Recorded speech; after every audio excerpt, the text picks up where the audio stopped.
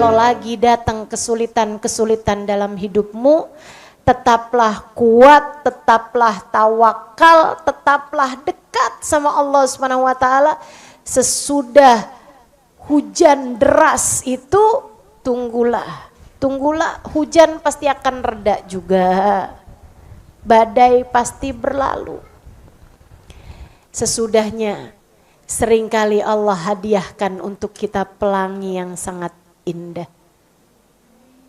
Tenang teman-teman saudaraku sekalian. Kamu hanya perlu untuk melakukan satu hal. Tetaplah bertakwa. Tetaplah di jalan Allah. Tetaplah dalam jalan cinta kepada Rasulullah. Enggak usah pilih-pilih jalan keluar yang lain. Enggak usah cinta ditolak, dukun bertindak, enggak usah. Enggak usah cinta ditolak, kamu nyari salon paling bagus gitu.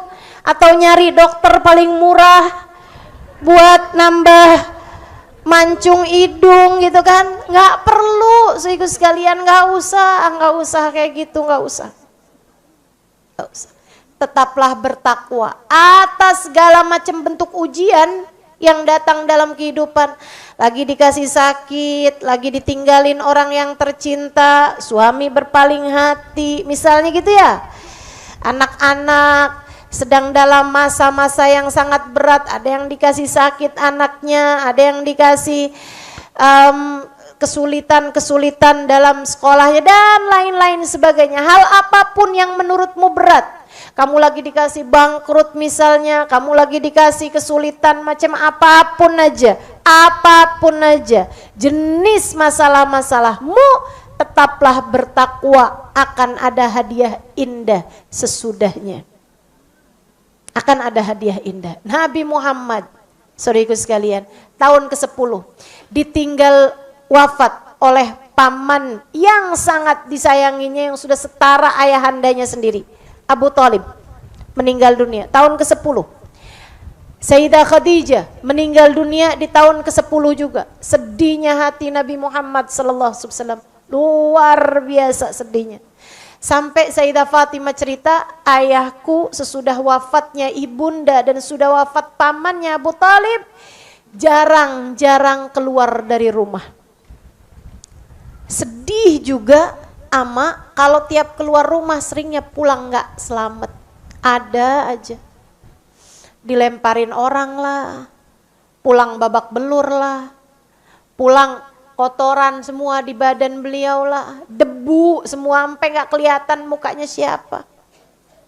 Baginda kita Nabi besar Muhammad sallallahu alaihi wasallam. Belum lagi ucapan-ucapan orang, kata-kata orang dan seterusnya. Nabi sedih. Sampai tahun itu tuh disebut sama Nabi dengan nama Amul Huzn, tahun kesedihan. Nabi itu sedih banget ditinggalin istrinya. Kenapa? Istrinya solehah. Kalau istrinya kurang solehah sih, kadang ada loh istri yang kalau dia meninggal suaminya sedih sih, tapi ada rasa syukurnya gitu. Alhamdulillah dia nggak ada. Nggak ada yang ngomelin aneh lagi, ya Allah, senangnya. Sedih sih tapi lega gitu. Kayak lega gitu ya. Kita jangan jadi istri yang begitu modelnya. Ya Allah, umi saya sangat solehah. Waktu beliau meninggal dunia, abah saya, ya Allah, saya tuh sedih umi saya meninggal. Lebih sedih lagi ketika lihat abah saya. Saya sedih umi saya meninggal, tapi lebih sedih lagi melihat abah saya sedih gitu. Kayak cahayanya udah redup gitu. Kayak hidupnya udah jadi timpang. Kayak kakinya satu udah nggak ada lagi gitu. Sedih bener. Insya Allah. Karena segala-gala tuh barengan sama umi, semua tuh mau umi gitu. Umi saya sangat solehah. Sampai saya ngelihat kesedihan abah saya tuh sampai saya bilang, kayaknya pelajarannya apa kita nggak usah akrab aja sama suami ya.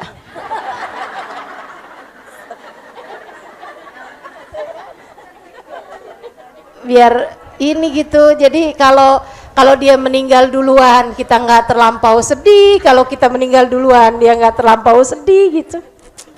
Ya tapi kan nggak bener begitu ya. Ya harus akrab lah sama suami. Suami sendiri ya, bukan suami orang. Masa sama suami sendiri nggak akrab-akrabnya sama suami orang? Ya Allah, jangan dong. Saudaraku sekalian yang saya muliakan, tuh Nabi Muhammad sedih banget. Sampai akhirnya Nabi Muhammad memutuskan untuk berangkat hijrah ke Taif, teman-teman. Karena gangguan cacian dari orang kafir Quraisy sesudah wafatnya Abu Thalib dan sudah wafatnya Sayyidah Khadijah membabi buta. Itu ya Allah, ya Allah. Nabi tuh bener-bener digangguin, disakitin, diapain sesudah wafatnya Khadijah dan sudah wafatnya Abu Thalib. Kenapa gitu? Ada banyak orang yang dulunya waktu adanya Abu Thalib nggak enak gitu. Gue temenan sama Abu Thalib nih. Kalau mau ngapa-ngapain Nabi itu kayak nggak enak gitu, nggak enak sama pamannya. Ntar dia denger repot nih, gitu. Apalagi sama Sayyidah Khadijah. Ya ampun, dulu saya pernah ngutang tuh sama bininya. Nggak enak banget nih kalau saya sakitin suaminya, ntar kedengeran bininya hubungan saya jadi nggak enak. Ada yang, wah saya punya hubungan dagang nih sama Khadijah. Kalau sampai saya sakitin suaminya, ntar repot nih urusannya nih sama Khadijah. Karena Sayyidah Khadijah tuh perempuan yang sangat baik, sangat dermawan.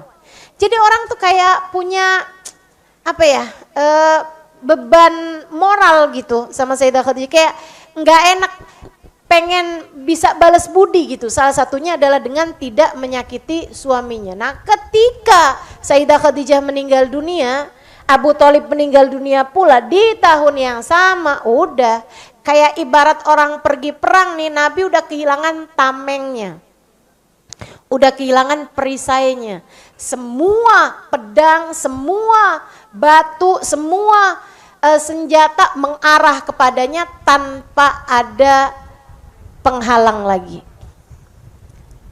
Nabi akhirnya hijrah aja dah, kali-kali nih. Kemana? Taif. Nabi kan masa kecilnya tinggal di Taif. Ini kayaknya Taif enak nih, adem. Orangnya juga mudah-mudahan adem gitu. Berangkat Nabi Muhammad hijrah ke Taif sama Zaid bin Harithah. Ya ampun, bukannya mendapatkan perlindungan, Nabi malah habis-habisan. Diketawain mereka, Muhammad, ente pikir ente siapa? Katanya pemuka-pemuka Taif. Ente pikir Tuhan gak punya stok orang apa? Buat jadi rasul, buat jadi nabi. Sampai diutusnya orang kayak kamu gak bisa baca dari kampung. Yang udah gak punya orang tua, tidak berpendidikan, diutusnya orang kayak kamu gitu. Muhammad, kamu nih otaknya di mana? Abis itu diketawain, dikirain di rasul. Ketawa sampai pegang-pegang perutnya tuh orang kafir Taif tuh. Ketawa sampai pegang-pegang perutnya. Sampai Nabi kemudian sedih, Nabi keluar dari situ sama Zaid bin Harithah itu kan. Nabi keluar gitu. Nabi udah merah mukanya, sedih Nabi Muhammad alaihi wasallam. Nggak puas mereka kayak begitu. Di saat Nabi Muhammad keluar udah jalan nih barengan sama Zaid, mau pulang aja deh gitu. Tahu-taunya mereka panggil anak-anak kecil dan budak-budak. Dikasih sama mereka duit-duit kecil gitu, dikasih sama mereka makanan-makanan kecil, permen apalah gitu ya, yang mereka bisa berikan sambil bilang, tuh kejar laki-laki itu tuh, lemparin pakai batu, orang gila tuh namanya Muhammad. Mereka pun ngambilin kerikil anak kecil-kecil, budak-budak itu mereka lemparin Nabi Muhammad seraya meneriakkan kalimat-kalimat, Muhammad gila, ada orang gila, Muhammad gila, ada orang gila. Nabi Muhammad lari tunggang langgang, teman-teman. Ujianmu dalam hidup, pernahkah sampai sepahit itu? Diapain mau orang kamu? Sampai ngerasa dunia ini udah gak jadi tempat yang layak bagimu. Diapain kamu sampai segitunya? Ngerasa sakit hatinya. Tenang, saudaraku sekalian, apapun yang terjadi tak akan terjadi kecuali dengan sepengetahuan Allah, dengan seizin Allah. Dengan seizin Allah itu tuh terjadinya. Allah tahu, Allah lihat, jadi gak usah khawatir. Allah sendiri udah bilang, la yukallifullahu nafsan illa wus'aha. Tidak pernah satu jiwa diuji lebih daripada kemampuannya untuk menjalani ujian tersebut. Kamu kuat, karenanya Allah mengujimu. Allah tahu kamu kuat, Allah tahu kamu sanggup, Allah tahu kamu bisa menjalaninya, bisa melewatinya dengan cara yang terbaik. Allah tahu kamu sanggup melewatinya dengan cara yang benar. Karenanya tetaplah kuat, tetaplah kuat. Zaid bin Harithah cerita, kalau saya liatin batunya tuh ngarah ke samping kanan Nabi, saya berada di samping kanan Nabi. Saya tutupin Nabi Muhammad sebisa saya biar gak kena ke Nabi Muhammad. Tapi mereka itu kan emang ngejernya Nabi Muhammad, bukan ngejer saya. Jadi ntar saya ke kanan, merekanya pada ke kiri. Saya ke kiri lagi, merekanya pada ke kanan. Karena mereka berusaha untuk melukai Nabi kita Muhammad sallallahu alaihi wasallam. Dia bilang sampai betis Nabi Muhammad mulai berdarah-darah. Karena anak kecil yang banyak ngelempar, jadinya kenanya ke betisnya Nabi Muhammad alaihi wasallam.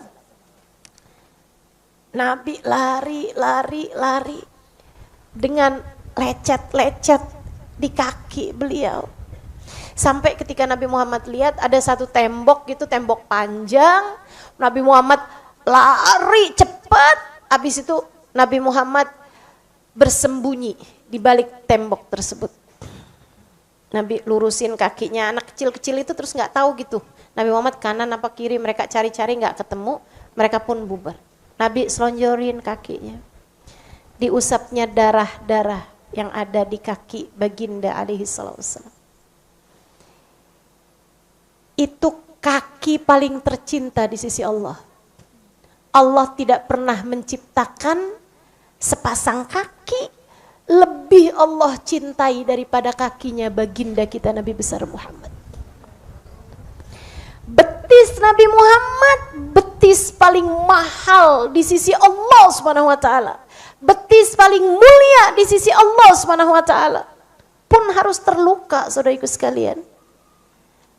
Lukanya bukan karena kecelakaan, tapi karena dilemparin orang dengan batu kerikil.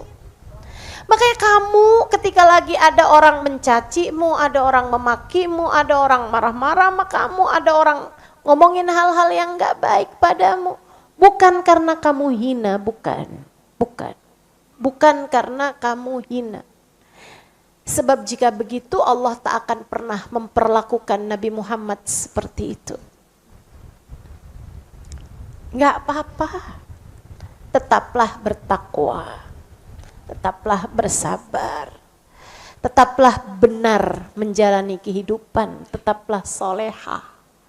Apapun yang terjadi, apapun yang terjadi. Habisnya itu Nabi Muhammad angkat tangan. Zaid bin Harithah langsung menjauh. Kata Zaid bin Harithah, saya takut nih kalau sampai Nabi Muhammad bilang, ya Allah, alaika bi ahli Taif. Ya Allah, engkaulah ahli Taif. Engkaulah untuk ahli Taif. Ya Allah, aku serahkan ahli Taif kepadamu. Itu Nabi kalau mau doa cuman ngomong gitu doang. Ya Allah, aku serahkan orang Taif kepadamu ya Allah. Balaslah mereka dengan apa yang telah mereka lakukan kepadaku ya Allah. Balaslah mereka. Katanya Zaid bin Harithah, andai Nabi doa kayak begitu tuh, alaika bi ahli Taif misalnya gitu, itu teman-teman saya sekalian, saya rasa tuh ahli Taif nggak ada tuh, udahan habis tuh. Dan saya menjauh saat Nabi Muhammad berdoa kayak begitu, saya takut saya juga kena balanya. Saya juga kena karena nih Z nih juga nih nggak bener nih jagain Nabi nih, nggak pinter nih jagain Nabi nih, udah kenain juga deh balanya gitu. Saya takut ada hujan api turun dari langit dan saya pun juga kena terhadap hujan tersebut karena saya ngerasa saya nggak pinter jagain Nabi Muhammad alaihi wasallam, nggak maksimal jagain Nabi Muhammad. Dia bilang akan tetapi Nabi tidak mengatakan apa yang saya kira akan dikatakan. Nabi doa, tapi doanya Nabi Muhammad bahkan dalam keadaan terzolimi semacam itu, Nabimu tetap berdoa dengan indah. Panjang doanya. Di antara doa tersebut, Allahumma, bagian terpenting dari doa tersebut, Allahumma inni ashku ilaika du'fa halati wa qillata hilati. Allahumma illam yakun alayya bika ghadabun fala ubali.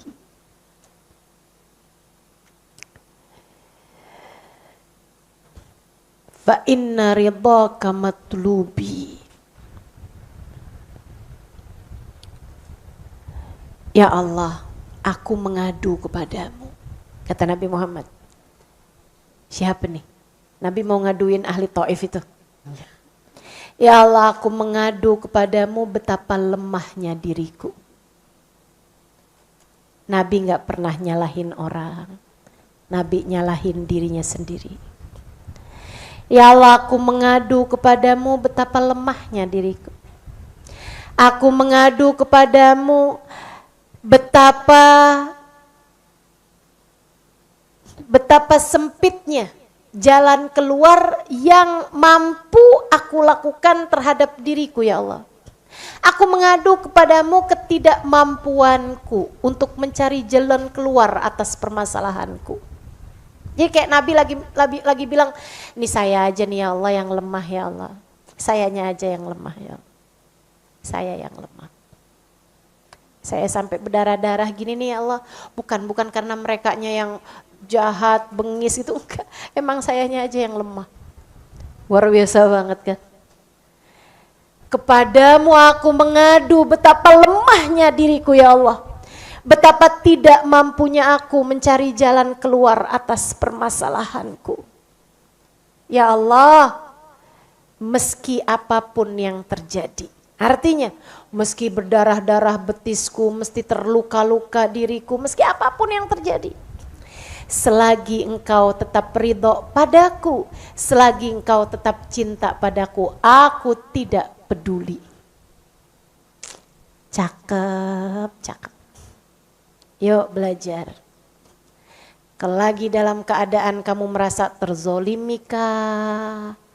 Kamu sedang merasa ditinggalkan orang yang kamu cinta kah? Dia berpaling hati kah? Kamu bilang ya Allah, aku mengadu kepadamu betapa lemahnya diriku. Saya nih ya Allah, yang kurang pinter jadi istri nih. Saya nih Allah, yang kurang solehah jadi istri ya Allah. Saya ya Allah, maafkan saya ya Allah. Maafkan saya atas ketidakmampuan saya menjadi istri yang solehah. Tapi ya Allah, apapun yang terjadi, meski suamiku berpaling hati, misal ya, jangan mikirin ini saya kasusnya, bukan. Meski siapapun berpaling hati ya Allah, meski kesulitan hidup begitu menjerat saya ya Allah, meski saya sakit, meski saya sulit, meski saya miskin, apapun aja yang terjadi, selagi engkau tetap ridho padaku ya Allah, aku tidak peduli. Enak tuh kalau bisa ngomong begitu sama Allah. Kita gak nyalahin Allah kayak Nabi Muhammad. Nabi gak pernah nyalahin Allah. Ya Allah, ini sebenarnya saya nabimu bukan sih? Sebenarnya engkau utus aku apa enggak sih ya Allah? Kenapa saya bawa agamamu, mereka malah melempariku dengan batu? Ya Allah, tunjukkan kepada mereka bahwa aku adalah utusanmu. Nggak pernah gitu Nabi, nggak pernah gitu. Nabi malah justru hanya mengadu, ya Allah, apapun yang terjadi, selagi engkau tetap ridho padaku, aku tidak peduli.